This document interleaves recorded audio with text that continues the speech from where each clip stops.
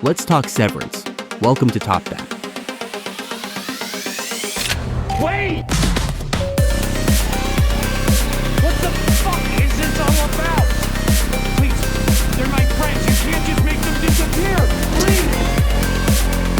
He's a fucking mole! I'm an enemy. And everything they told you about Severance is a lie. We're miserable. We're prisoners!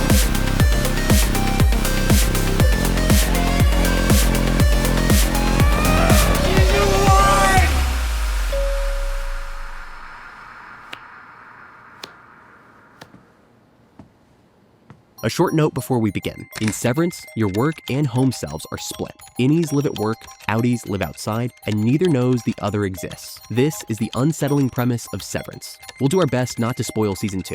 And now, let's break down this scene. Milchick confronts Mark in the elevator as he prepares to leave for the day. Though he asks for permission to enter, he steps in without waiting for a response. Notice the spacing. Mark is backed into a corner with nowhere to go, while Milchick stands with plenty of room behind him. As the conversation unfolds, Mark gradually pushes back, reclaiming space until they stand on more equal footing. But the moment Mark taunts Milchick too much, Milchick literally crosses the line, forcing him back again. The scene masterfully uses space and a single-shot composition to subtly convey the shifting power dynamic, making every inch of the frame part of the story. Thank you. Not you. This is just one of the perfect examples of how Severance trusts the audience's intelligence.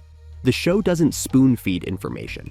It lets visual storytelling, subtle cues, and nuanced dialogue do the work. He put the dick in contradiction. It's like assembling IKEA furniture without the manual. Challenging, but immensely satisfying when you get it right. We must be cut to heal, mustn't we? Production designer Jeremy Hindle crafts Lumon's sterile, labyrinthine world, reinforcing the show's unsettling tone, while cinematographer Jessica Lee Gagné uses precise framing and stark lighting to heighten its eerie, detached atmosphere. The series employs a distinctive cinematographic approach to underscore the bifurcation of its characters' existences. The innie and outie personas. Holy fuck. The holiest. Lee Gagné crafts this visual identity using techniques that heighten the sense of isolation and surveillance. It's as if we're peeking over a wall at the characters. Out-of-focus foregrounds make it feel like we're not just watching, but hiding too. As if we're not supposed to be there either. Hello. My name is Mr. Milchick. With me is our fellow in training, Miss Wong. Greet the viewer, Miss Wong. Hello. These out-of-focus foregrounds are used repeatedly throughout each episode to show characters being observed, to tighten the frame around them, to evoke a sense of entrapment and whatever this is. Beyond the voyeuristic feel these shots provide, they also create a framing within framing effect. One technique Severance uses often is off-center framing. In Severance, this is thematically intentional, using only 1/3 of the frame for characters while leaving the remaining 2/3 empty amplifies feelings of alienation, power imbalance, or being watched. This use of negative space reinforces the show's central themes of isolation, control, and surveillance. I'm on the ice! I'm on the fucking ice! Maybe get off of it! Come on! A key inspiration for Severance's visual style came from Swedish photographer Lars Thunbjerg, a 2001 photo series that captured the drab, fluorescent-lit monotony of corporate workspaces. Thunbjerg's images of cluttered desks, bleak meeting rooms, and aimless workers helped shape Lumon's cold, impersonal aesthetic. The artificial lighting, muted color palette, and stark symmetry in Severance mirror the way Thunbjerg framed mundane office environments as almost surreal in their emptiness, where personal identity is swallowed by the workspace itself. His work influenced everything from the rigid, impersonal layout of Lumon's office to the way characters are visually dwarfed by their surroundings, emphasizing their lack of autonomy. Mark W? Why are you a child? Because of when I was born. Severance uses various cinematic techniques to tell its story, and they're all executed in a completely perfect manner. Gorgeous match cuts, great wide tracking shots, and mid-shot switches to POV. These techniques help move the story along. Take a look at these two shots. It's the first time that any characters see the world their outies live in. The camera reaches the mirror, they see themselves as their outies, and then the shot switches to point of view. But our favorite has to be their use of long takes. And we know, these days, both movies and TV shows are packed with long takes, to the point where it's starting to feel overused. But Severance handles it differently. Their long takes never overstay their welcome, and they're not afraid to cut mid-take and return to it later. They're used purely as a tool to tell the story and move it along, and their potential is never wasted. My research for this book has proven the claim untrue. Take a look at this shot. Helly's character is trying to process the truth about her outie's identity and pulls away from the crowd. The shot begins as a medium wide, moves into a mirror reflection, symbolizing that getting away from others doesn't mean escaping her outie.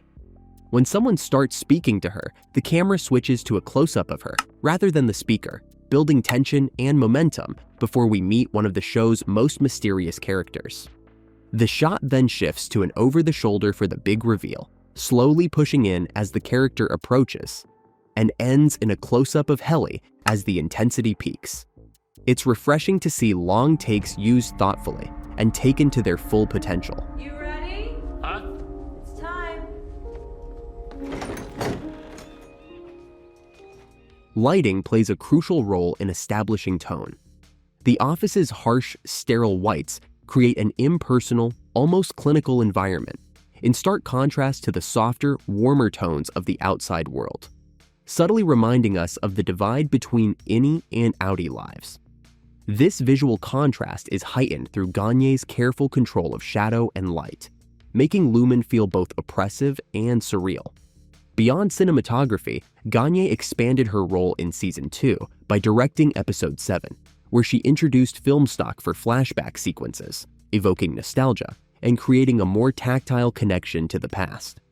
This choice not only differentiates temporal shifts, but also deepens the audience's immersion into the characters' fractured realities. Every shot in the episode is a visual treat. At the heart of Severance lies Lumon Industries, a fictional biotech company whose offices are designed to evoke a sense of disorientation and confinement. Production designer Jeremy Hindle meticulously crafted a labyrinth of sterile white hallways with low ceilings, creating an environment that is both monotonous and oppressive. This design choice serves to mirror the employees' severed consciousness, emphasizing their isolation and the enigmatic nature of their work. Hindle noted the intentional confusion induced by the set's design, stating, "The place is designed to confuse them." Miss Casey, How long have I been? if you wouldn't mind turning around and heading back in, it would be greatly appreciated. But On you go. Hindle drew inspiration from mid-century modern interior design and architecture, incorporating anachronistic elements like outdated technology and furniture to evoke a timeless yet unsettling atmosphere. The central workspace, occupied by the macro data refinement team, features a sprawling green carpet and a cluster of desks set amidst vast negative space. This arrangement accentuates the characters' insignificance within the corporate machine and highlights the absurdity of their tasks. It took the quiet courage of 4 MDR heroes to show me who I really am. They made quite a splash! They sure did, Water Tower. Behind the scenes, Severance is produced and often directed by Ben Stiller, who worked closely with creator Dan Erickson to shape its dystopian workplace. Erickson, inspired by his own monotonous office jobs, explores themes of identity and autonomy, capturing the feeling of being a cog in the corporate machine. And at the forefront of the cast is Adam Scott, portraying Mark Scout. He is joined by Britt Lower, Tramell Tillman, Patricia Arquette, Zach Cherry, Dichen Lachman, Christopher Walken, and John Turturro, along with many other talented actors who round out the stellar ensemble. pretty common? You've my word. Season 2 delved deeper into Lumon's labyrinth, unraveling mysteries while introducing new enigmas, which we won't be spoiling here. It set the stage for the newly confirmed 3rd season, ensuring that the journey is far from over. Okay, what's happening? If you haven't tuned in yet, consider this your invitation to clock in. How are you? Oh my god, so good. Let us know in the comments, what did you think of the latest season?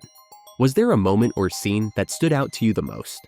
Don't forget to like, subscribe, and hit that notification bell for more insightful content. This is Top That. See you next time on The Outside.